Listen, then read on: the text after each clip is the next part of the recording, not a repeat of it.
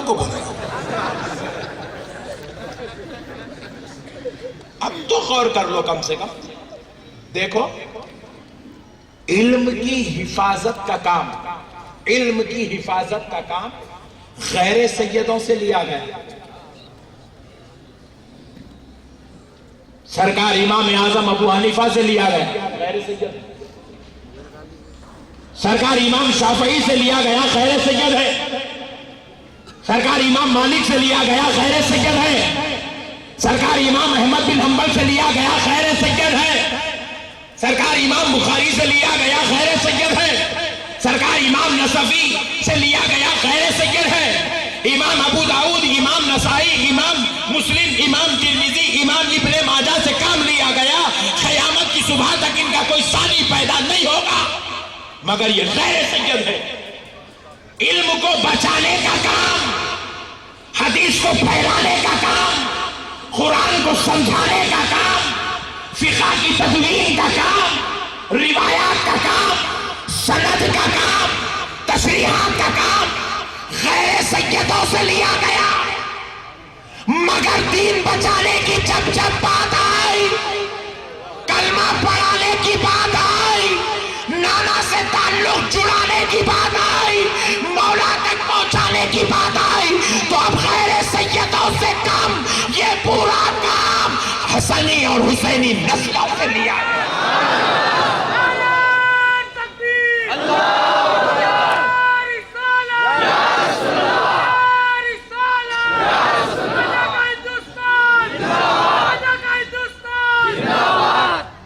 یہ کام، کلمہ پڑھانے کا کام، لوگوں کو خدا سے جوڑنے کا کام، خانقاہوں میں بلا بلا کے بٹھا کے دلوں کو صاف کر کے گھنٹوں سے ہٹا کے رکعت سجدوں سے جوڑنے کا کام ولیوں سے لیا گیا، ولیوں سے لیا گیا۔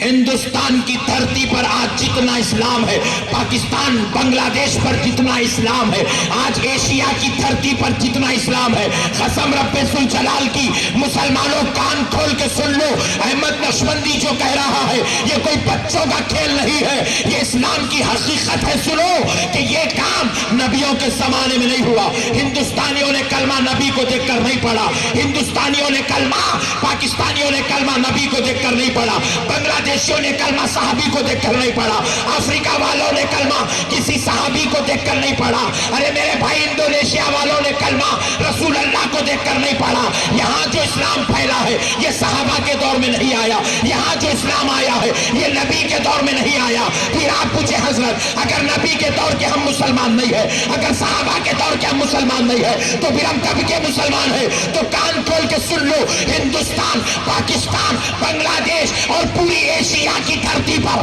جتنوں نے کلمہ پڑھا، سب کے باپ دادا نے غریب نواز کی صحبت میں بیٹھ کے کلمہ پڑھا۔ نعرہ تکبیر، عظمت غریب نواز، عظمت غریب نواز، احسان غریب نواز۔ ہم نے نبی کے دور میں کلمہ نہیں پڑھا، ہم نے غریب نواز کے دور میں کلمہ پڑھا ہے دوستو۔ یہ غریب نواز کون ہے؟ اسی کربلا والے حسین کا صدقہ۔ ارے ہمارا اسلام تو کربلا سے جڑا ہوا میرے بھائی، آپ کیسے کربلا کو بھول سکتے ہیں؟ آپ کیسے کربلا کو فراموش کر سکتے ہیں؟ آپ کیسے حسین کو بھول سکتے ہیں، حسین کو چھوڑ سکتے ہیں؟ ان کا صدقہ ہے کہ تم اور آج ہم مسلمان نظر آ رہے ہیں۔ اور ایک بات کان کھول کے سن لو، اے اورنگ آباد والوں، کسی کو یہ بات معلوم ہو یا نہ ہو، تم کو معلوم ہونا ضروری ہے، کیونکہ تم کسی معمولی شہر کے رہنے والے نہیں، اورنگ آباد، خلد آباد، دولت آباد کے واسیوں، تم مدینۃ الاولیاء، اولیاء اللہ کے شہر کے رہنے والے ہو۔ یہ جتنے اولیاء تمہارے پاس آرام کر رہے ہیں خلد آباد، دولت آباد اور اورنگ آباد میں، اور جتنے اولیاء آرام کر رہے ہیں پورے ہندوستان میں، ان کی اگر تعداد مقرر کی جائے تو کم و بیش 1,00,000 اولیاء اللہ ہے۔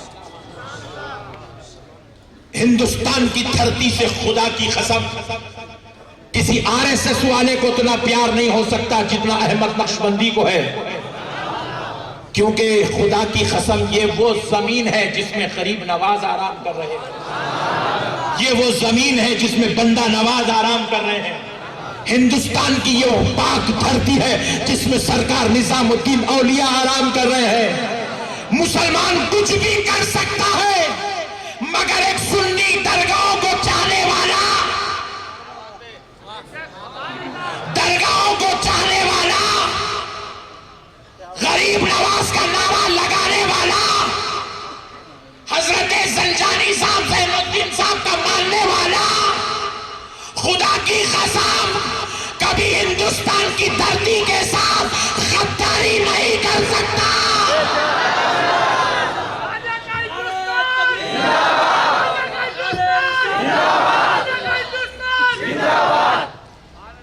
مسلمان میں درگاہ والا گنہگار تو ہو سکتا ہے، خطاکار تو ہو سکتا ہے، سیاہکار تو ہو سکتا ہے، شرابی تو ہو سکتا ہے، مگر حکومت وقت کان کھول کے سن لے، درگاہ والا دہشت گرد نہیں ہو سکتا ہے، واہ واہ بہت خوب، غدار ہندوستان نہیں ہو سکتا ہے۔ آپ پوچھیں کیوں؟ کیونکہ ہمیں اپنے باپ سے زیادہ اس دھرتی ہندوستان سے پیار ہے، کیونکہ اس میں حسین کے بیٹے آرام کر رہے ہیں، اس میں فاطمہ کے لال آرام کر رہے ہیں، اس میں علی کے دلارے آرام کر رہے ہیں، اس میں خاندان نبوت کے چشم و چراغ آرام کر رہے ہیں۔ اس دھرتی کے بعض مقامات پر چپل پہننا بھی مسلمان درگاہ والا اپنے لیے بے ادبی سمجھتا ہے۔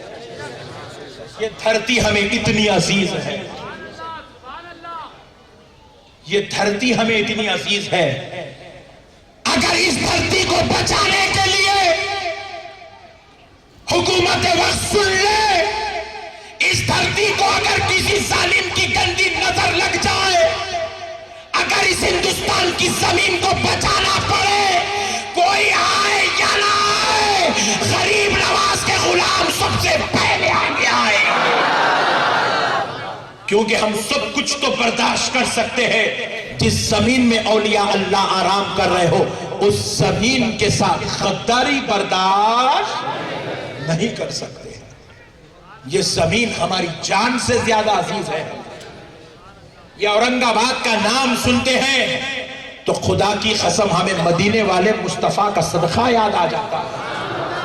معراج میں جو لباس مصطفیٰ نے پہنا تھا، اے اورنگ آباد والوں تمہاری قسمت پہ قربان جاؤ، چاہتا تو میرا نبی اور میرا رب وہ جبہ کسی اور کو بھی دے سکتا تھا، وہ پاکستان بھی جا سکتا تھا، وہ عربستان بھی جا سکتا تھا، وہ ترکی بھی جا سکتا تھا، وہ ملیشیا بھی جا سکتا تھا، وہ کہیں بھی جبہ مبارکہ جبہ مصطفیٰ جا سکتا تھا، لیکن رب نے کہا کہیں اور نہیں جائے گا، یہ تو میں نے اورنگ آباد والوں کی قسمت میں لکھا ہے۔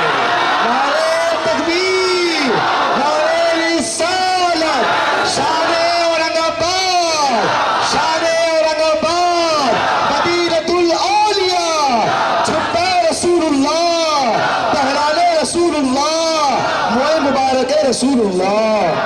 یہ حکمت خداوندی تم پہ مصطفیٰ کا احسان ہے دوستو، کہ نبی نے اپنا جبہ تمہارے مقدر میں لکھا ہے۔ اب ایسے نبی جو اپنا وہ جبہ جو معراج میں پہنا ہو، اورنگ آباد والوں کو تم کو دے دیا، تو پھر تم ان کے نوازے کی محبت میں شربت نہیں پیتے؟ پلا دے، کون کون نہیں پلاتے ہاتھ اٹھاؤ۔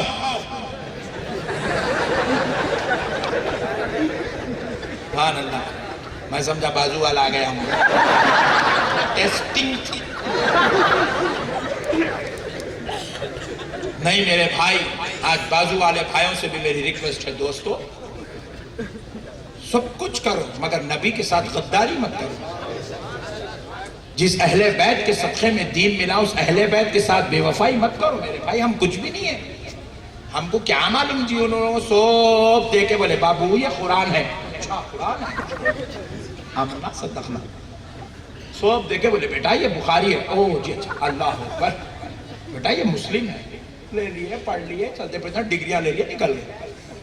ہمارے کو کیا معلوم میرے بھائی قرآن کیسے کیسے انداز میں آئی، کتنے قربانیوں سے آئی، کیسے کیسے اس کے لیے جو ہے ایثار دیے گئے، کیسا جوانیاں لٹائی گئی، کیسے تکلیفیں برداشت کی گئی۔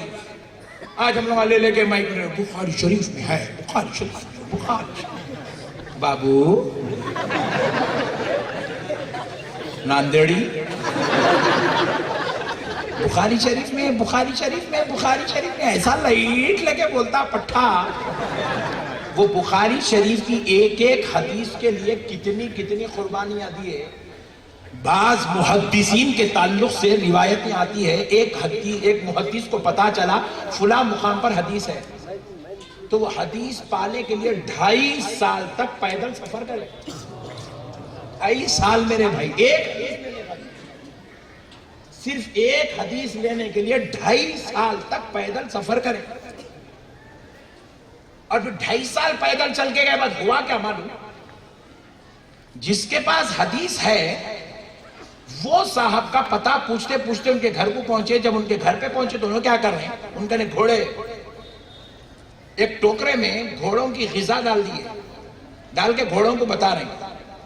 تو گھوڑا کیا کر رہا، وہ چنے کھانے کے واسطے، وہ غذا کھانے کے واسطے آتے جا رہا، انہوں پیچھے ہٹتے جا رہے، ہٹتے پورا استبل کے اندر گئے۔ گھوڑا وہاں آتے کس کو ٹوکرا دے دیے، لا کے گلے میں رسی بندھ دی۔ اور گھوڑا بننے کا طریقہ یہ ہے، انہیں کہا شریفت میں ادھر بابو آؤ یہاں ٹھہرو، میں بندو بنتا آنے کا طریقہ وہ ہے۔ رات میں بھی اگر آپ مرغیوں کو بھی بلاتے ہیں گھر میں تو ان کی منہ چنے ڈال کے بتا دو، بھاگ جاتی ہوں، گھر کو ڈالنا پڑتا ہے اس کو۔ طریقہ یہ ہے، بکریوں کو بننا ہے۔